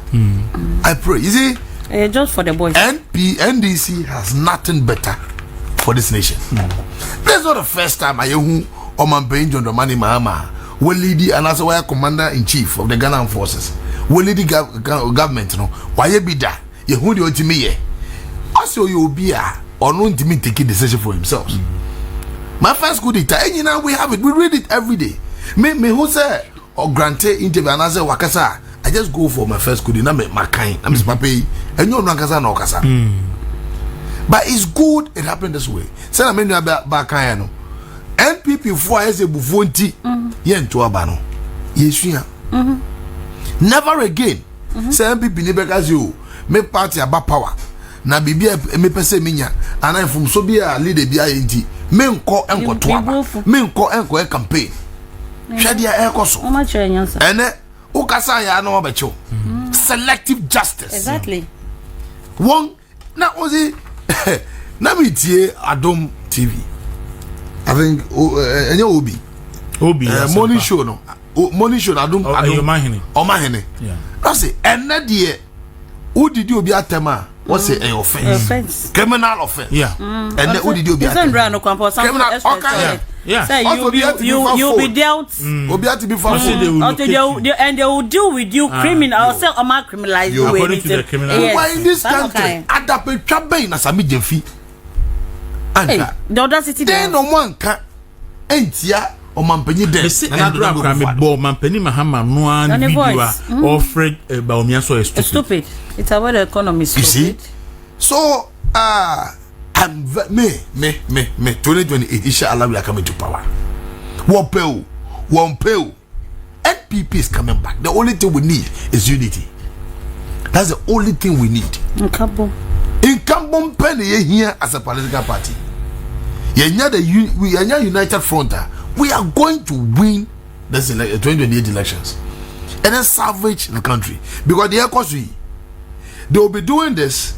A plan to just carve the NPP, to carve the communicators. Say men can send the government, men criticizing the government. We are going to make constructive criticisms and then make sure say we put the government on its toes. We are going to do it. Then they will arrest all of us. They will arrest us. What does it? Because and now we are in this in here. Who criticize the government now can be here. Yeah, you will come and you serve your me. NDC national organizer. Yeah. What can say? Oh, galamsey won't stop Ubekaya. Na Mahama the community be by house. Yeah, won't stop it. Attended general. Yo, then I go. Yaminanka. Okojina akwetia etretin. Yes, etretino. Wow, national organizer. Ono free. What can say? Want you want to investigate to Mangasa? Yes, and then they are working free on the street. You work with your balashi. Naja Yami will be. In fact, after see a almost threatening Mahama, we know task force and no more almost fighting galamsey Mahama Guno. Yes, the police task force Guno. Hanabisu die Guno. So now there's no task force. I don't know of any task force and now fighting galamsey. Australia now or side the tax force economic. Oh, it's also you am not the galamsey fight there. NDC cannot and will never do it because more officers, executives, constituency, regional executives, one all the concession in Amama. They go fight to ahead. Or go fight to one ahead. They can never stop it. But Ghanaians are seeing it. Ghanaians are wide awake. Say propaganda penny John Dramani Mahama and then propaganda we use here with the galamsey fight, you know. Yes, sure. The attempt of Omanpenyi Nanado Nego Kufado so stop illegal mining. Young compare no to that of John Dramani Mahama. They are now all fighting galamsey to the core. And then almost justify say you cannot use 8 months, 9 months, 10 months to fight galamsey. And then they know that. And they were pushing Omanpenyi Nanado Nego Kufado to declare a state of emergency to stop galamsey now, fight galamsey now. Send galamsey now. You can use there some George Eka Waningo Pram. Yeah. Shedia Oka Waningo Pram. Christian Council Mudie because election time last year Omanpenyi John Dramani Mahama be share man okacha mo say or the pragmatic measure say about stop galamsey. And says nsuo or share the Muslim cleric also ba no about stopping galamsey. Oba or say any idea obet me stop it. Now Emma 4 million livelihood in Kofo Ghana and no na what did it don't even stop it. Journalists are now what DHA I was say Omanpenyi John Dramani Omanpenyi Dramani no Robert man fighting galamsey. Such journalists me see one who where are they today? One kasa won't be one on one kasa. What criticizing the then NPP government? Someone to me fighting galamsey. One more, they know themselves. They should bow their head in shame. They should bow their head in shame. And now what it will be. Okasano, Bebenas won't trust it. Bebenas won't trust it. They were not expecting him to say. Oh, Bill Marshall say, express disappointment. I say, I'm not going for buy. Now you're not going for buy. I say, can your man? Professor Jambo, I need him to come out. But Babin say, a very bad conduct in Ghana. Sure. Say, Adriani Sewenuma, Obekasa. Professor Jampo, Adriani Seniyem, Eshenum, Onukwa or Pebord Bay and Nine Swada. One me say Tam, Tisuaka say ye. But Ghanaians, I'm happy. Yeah. Say, we PAP. And then people are going to make sure say we remember Ghanaians of everything, every doing of the NDC government. Yeah, because of internal elections, now you concentrate. Yeah, concentrate. But hopefully, yeah, the person starting 24 somebody. 31st na bantem. It is 31st. Yes. We are Christmas family. Because a man temo dia. won't say decision about beginning na yenti e ho ase in adentina they go fa see but and then everybody is seeing this the wisdom and the sense in the reason why here ankadi about it first can you about na kebegu one can yes and it's good. I'm very happy anka mo bonso kakra bi but let's expand it further. Say omampani be ka say ye me bom kokowa ba bia woti bia kasa bia wo kasa me the signal bureau ebe locate to ma be chewa pro edwatum. But this is the president onu amu LED attack against judges intino LED attack every judge for unanimous FC. Yes on the LED attack every Akufo-Addo Jack Toronto ni nuanom. This is the president Okojina North e catch NPP for say NPP for NPP for as mti on PP ni PP for vote on fa ba omi amransa. We president Okojina Boko catch Boko for say so say we nyina achi waye na enkrofo to TikTok now say threaten no say weaponize state security Irene me say we chere say nye president you na during the election time mo say ba no enfia Nanadu enfie eko nenim say ba ne say bibi kra be in the national scheme of things what I say Nanadu be wager no me da say enye president we no kai ono a intino say o ka say so bi ka asema ono ni di nipa ne chia na azoka ka da no te ya na oyiwa because I will say oh yeah we need this ansem ne chia you see an say IGP Otechenkofo the statement that president making e say ono no wa she IGP no kutupa say onye no yeden oye no say yesadia mpacho so far zoka okasa ye no mpacho ote ya na wahab me pacho president ya na won si ya to abama no be president wa be ye eja amobi a ntiemfa ne say oni ni ma wo fie Saraf mu ne bageli no mu wo fie na Ferida mu wo fie na ne baba akọ ayade etia ne baba no na as a father obese okrake rape na de bia na wudi ba ko echi na we eja but the other one will feel neglected obe feel so me papa anya den empemasem and that is what the president is doing. Because I will say, we need the in summer yeka echi uka summer area or bema betata or no macho, and I said they would deal with you criminally there. Anyway, panicho me china Jesus so maybe on say now we are in Kola 16 or say who ya yeko bisa vice president the PA one sem no or say or say some choni the edi asem ne den efro no eden obo mama ne ntia for ne say your president ne den ono so nte say azoka yeden ekotretin ye minority leader it is senior ye papa AK anke yo bifofro ina nipa ne nye NDC ni ina oka asem no threaten ye papa speaker of parliament anke obeka say oh nipa ne fa ne hu enkonkonko di ana onko onye sa it I was saying said there's something that I always say oh you politician or say oh you obia oh you principled na usanso wo integrity mama woni ye ana wonya mebinum ma yan question integrity awo ana wo principle awo de owo so wo principle ne say yen hwena yen kasefi ana se kasa ye kasa ho ente no yen hwena se yen nyi free ho dia anya na Kelvin Taylor wo de ne baaye eba o my we mu ofi abrochi ebaye ye de ne ko Supreme Court ye ko clear in the empathy president no I don't think you are being fair there because I will say ye twena kasa na honte there and you have to start from your home because your friend says charity begins where charity begins from home. It is a wa fear now what the likes of your friend is saying Sam George you were the likes of Sami Jemfino who are the likes of Ekujetomu and same pain no man kawa my way mu what benefited from this same thing today you want to go after one kasa mu na kasa da wenu musem edda ho enne a etrese you say ABCD and D o kasa na ho nya den enti ne de na ba sa ye de yawa ebe wo ya and obi yo nipa si obi nipa eyo nipa. I'm not here to justify say me akasa I'm not the type I glorify insulting somebody to make a point. There's no point say ube degrade you obi actually obi enimu wo form ayi obi to make your point. There's no point in doing that.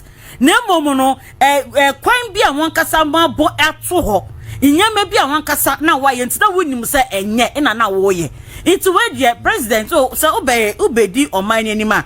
There are certain things we know why. And you say if you want no kwampo ye eba because no so you see the same thing no oh chankofuku to pamu didi na na do attempt didi ba omiata sabe no man ka o my way mu see I say you cut the same thing and now we are going on the same tangent you bet me akọ o my way mu it is enne so one kasa wa ba no hu say sa kasa ne enye dia mpacho azoka sam ni esi ye wa mante mai se wo se enye dia azoka sam no we podo bi atreti no bi life you know say Azoka vice chairman of the NDC national vice chairman and now was sorted the national vice chairman of your opposition party. They didn't come out to condemn him. They didn't apologize to him and they didn't arrest him. Because NDC ninti. Irene, can you imagine say nage etihei oyen coming organizer NPP you know akoka Greater Accra na nkomo kwa kwatie no say me Mahama yarga majority leader me beto no ha anke be ba election nanu ponsi branka ba na wo hin be say nanu ponsi na ye fa ne se kan na de abronye e ko we no esi ho ye de ni koshim. You see, we don't do nyame bi oho ya enyefe nyame bi oho ya it doesn't speak well of us nyame bi oho ya it open the floodgate for people to come and attack you. You don't open yourself up as a president to people to say me bumbu enim ti na say obi betu mpatwe camera scene enim pa de akasa pa de etia nyame bi oho ni say de oye. I remember when another was asked, how do you deal with criticism? In Kofu can some criticize or say, I don't want a dead media. On pay media, mumu sebi. On pay media, omuya silent. It's a beginning or catch and say, on pesa ye who say spectators. Yen nara yanfa ye nindi amemonechi. This is somebody who respects human rights. Who respects say obia one opinion. Obia to me tre na dwe na na de ultra wadwe si he you see yen bisa asem mu to me bisa obi say we kosi hin na se ba ne sam ke kan name calling na hwan mu no mu nimyam si yan disefo hwan mu Sam George ya when say Sami Jefi and the gold board CEO ni tipan na nanado on to me en wono. But in some pain a guy we anka fa papa we ho. Nana kura no. In some pain a guy we anfa guy we ho. Dey bia me kasa won NDC fo no. I always say sometimes NPP ye soft to nyame bi ho. Because azoka same we esi anka NPP mo anka but say issue statements apologizing to them. So we are sorry. We are sorry for them for kosin be saying they some chairman ababebowa. One who so anybody from almost circular by radio and some TV so crampo wasem. They are pretending as if say nothing has happened. Edu baby or say NPP politics that ye woman no. Edu baby or say nyame bi wo ha usuan ye. Nyame bi wo ho so ye den usuan ye. Instead don't get ya omo chairman. I don't say what in so no on cash omo issue. She na no ya asemi to Ghana. So the way ye call Baumia call President Fie Kochiae party mpenyufo ekoya ye kom party office ekodi ya konsem ye den ekomo mo kwampo ka chomo setamale kwa ye den ye nkobio NDC ankobe ye no what na nim no a wo ka che ne se ono exactly tamelo nko no ono ka cho sabi na me kwa akwatia de media me ko so I should tell you that yes. So I should tell you the kind of people we are dealing with. This do baby some massaging of in anya shena debi edu baby we need to learn certain things. Learn senior once I say so ni obi eko akensia or so usua ni pano so ni strategy. Ye na ye culture and sometimes you intentionally go and buy your opponent food and eat it and see how den so that also by then over found one drink. It's edu baby or say ye den yes so very strategic. Yes we are senior omo den omo ye munyame because ye NDC anka omo nye o few mpa den. Even when they meet you on set crampona they treat you as an enemy. Yeah. But NPP there who my brother mean the course na me no prempre the sister crampo ye say na sa na mo afemu na omo de den omo de continue president card anka ye na so no senior no ankasa sabi no ankasa ye de etwa to ho no ababe ma asem no say ye ka krampo enyi me da say I really me da say pa organizer na ni e course because aba say no chia ye chi nkrofo mu na mo bebre because ye chi obi esa moko mampani Mahama onu ne ho na mo o mamo alert say afa ni ye beti mo pa. What do you have to say? Yo, thank you. I mean, you do. Adaba kwa me efutu kakra me bese me de man say crime any expiry date. Okay, that's also true. We are the back now the tour. Bese dia azoka ayi wo pa won chi no wo pa mo won chi no wo pa wo invite no wo pa mo invite no. About 3 days ago I will grant an interview. I will send a video to you. I know Didi police. Thank you. Us is very stupid for the police to even say they are inviting him. Very stupid though. Or no. Why us is very stupid for the police to even invite him. And you see people applauding. Yes. Loud man. And this is a political party bia. When him at MDD on the media count. Oka party no now him at MDD. Oka party no the mean didn't penny for tema. You are nobody. Political party war propaganda secretary. And then no buffalizing no. And no man was it? Or more communication officer. Solomon Kansa no propaganda secretaries of NDC. What does it? NDC, you the likes of one and now what did the NPP attempt your government? Sami Jimfi, Okuyeto Ablakwa, Sam George, Falesofozo Kwachi, Otukuno. One and there occupy the big positions in government. Because I then one that what did the attempt what criticize was super NPP government. And Opebiano, they move from media house to media house, inciting, insulting the government. And who you know what you want? It was invited one to police say we CID invite him for questioning. Nobody. Ya massa Quenyano because we believe in human rights. What just here? Ya massa and what's the day? Obi ati me for phone. Now about online. No identity the government. Yeah. It was out now. Signal bureaus they identify you, locate you, and then arrest you. And then charge you for criminal offense. Yate. We are okay. But some of back kind on started with Sofo Azoka. Ye per se Sofo Azoka no signal bureau no one tracker no invite no. Watching an who say whip no say or barbe arrest no I do court criminally no I charge one for criminal offense no and NPP phone kwa by both NPP and then NDC. Or what be mindful. But one thing I want him to know, and as I want the government to know, say without criticisms you cannot do an effective work.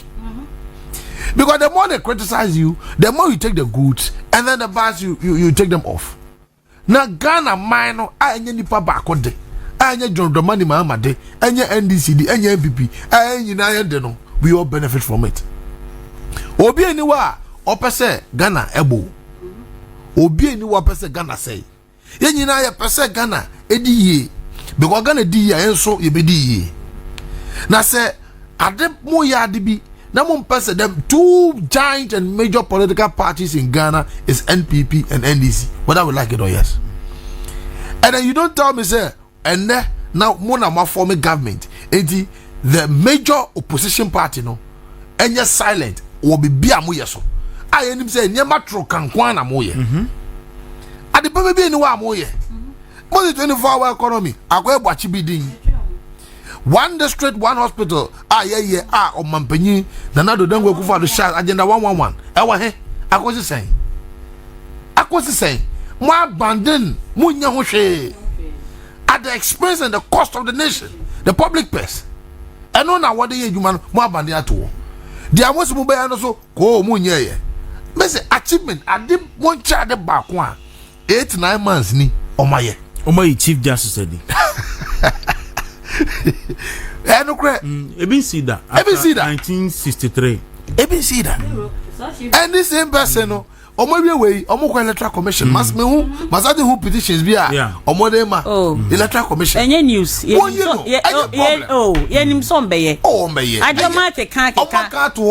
They are pleasing their followers. They should go ahead and do it. But aside this, what have you done? Any monumental achievement of John Dramani Mahama, the second term way?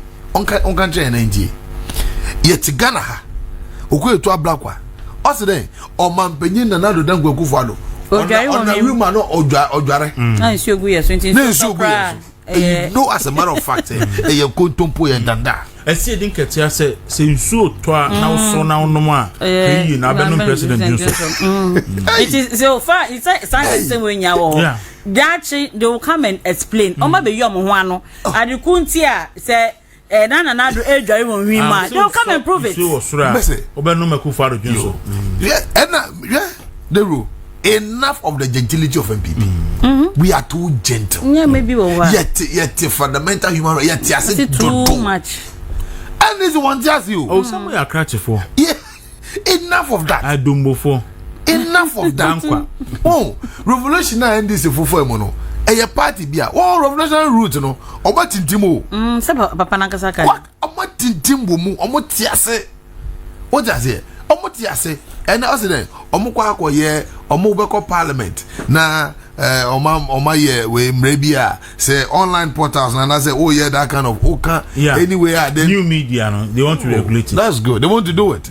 They have the numbers. Now they want to regulate the more to test it one get the person we be of parliament. Parliament is for them now. They should do it. But I'm not showing them. So selective justice. Our person you know. Crime. Criminal we be any expiry date. NPP will come to power. Oh yes, we are going to come to power. 2028. What does it? And when we come, we will make sure say wanga kasaitia and wanga threaten criminal we be because we no. They will be invited and prosecuted. Who will do that? And that year, who can ya na pam becho? She Rambo style what they call with abofi. Who see your police? I say wo. Enwana tokwesi. Ghana for akakoye refugee wo obi foforo manso a ebc da sa ahonkike ya mode ko chinkofui mu ahonkika we enye na kamuda yemhihie ebe sorry say ntokwesi wo ha enna no pe wo se ho enipa he na ashomo we akomfo is it Chinderio say Chinderio this things 170 why just in 8-9 months no in 6 months it's 6 months yeah. All these things are things that are happening. The gender ministry is there. Women and children have become refugee. No communicate, no saying of anything. Yeah, mami, vice we say, president. She's saying nothing. And you think, say, going after people who are expressing their opinion or yet something that is important at the time that we find ourselves in an hour. Is it important? So be air car some no any the our time or the be monitor bantokona air kosona ube pe police funi ade akogu ho na make sure say peace aye den aba honey there and no there enye uwe interest. But there's one thing that I want to say and say we should all be mindful say ye chichiri on mind and you be emotions in a yedibu on mind. Sure. Governance is not about emotions. Emotions and mam so be leader. You can control ufie. Where a whole country to on minor. So we should be very careful how we allow our emotions to go before us to do things because such chief justice on the freeway. See, I'm more than 7 years to a yet the NPP bar. There's no back at me say money need chief justice on Baba Shaw on Betias because of idea we are my and Namoye. It's a minute can say when Mahama was coming back on you can say he has nothing to lose because after 4 years on your day into he has nothing to lose. You can Ghana for your day but people around him should be mindful say by the time your president obey 4 years na no that time no only 2 million baba intervene ama won and there you use as a tool on to be near the enka on to be keep mouth. So be mindful of yourself, the families that you have and the society that you belong in. So chidebi sadia ne dane ye didiwa say na do bia ye di no sans obi so be den ebe ye di me dey say otinase say ne we president John Dramani Mahama now kwa mujie mu now otinase say ni me bia me be ye as hunting the very people are me leading one. How will you feel as a leader? Ube feel same. What does here? And you know, I'm so surprised. Say, they may be because to say Christian Council, Peace Council, I I say we don't have those bodies in Ghana. They don't exist. Obia yedi. The sofa azoka can say by election besi war winiba. Why? Obiasu. Ayenim dia e de by election so ba. Obia ye quiet. Obia condemn media sofa azoka kan. Obia ye quiet. But if it's NPP, a hard over quotations upon quotations.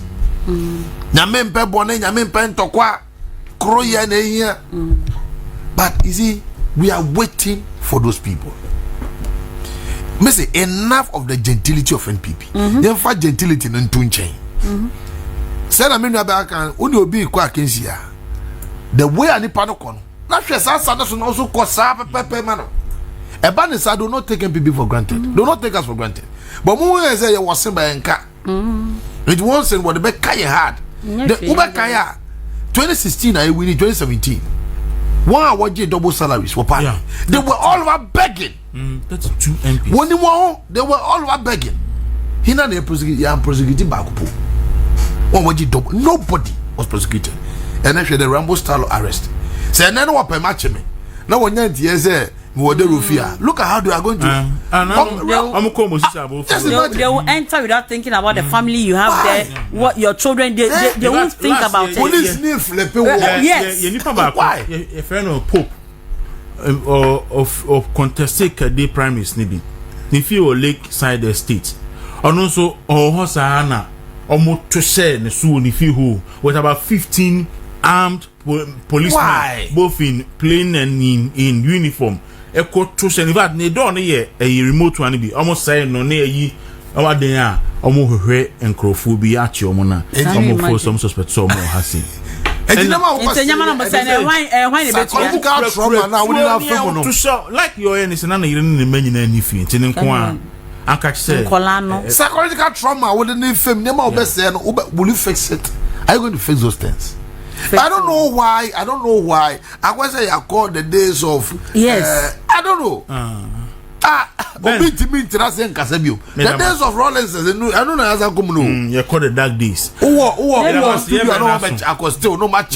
That's what we are doing. Men can't show officially me contested for communication officer or Bonkata. Okay, so see I'm more than a year. Okay, so me ati every so you be who said the be nafa. Me dear Masama make NPP ni bia ne say. Aban pese oka okasa bo hye oyim. You ni ntia ye democracy a survive because of say you work kwan so be atimi kire na adwen e won ne ko won na asi won ne pa. Thank you. And it's because Abani shut down social media. And then Mebu no Gen Z's no etisi krum. Look at what's happening there. A man who kwan eme Abani fa hu enso mu. Not at all. Na, it did not happen. Kadem.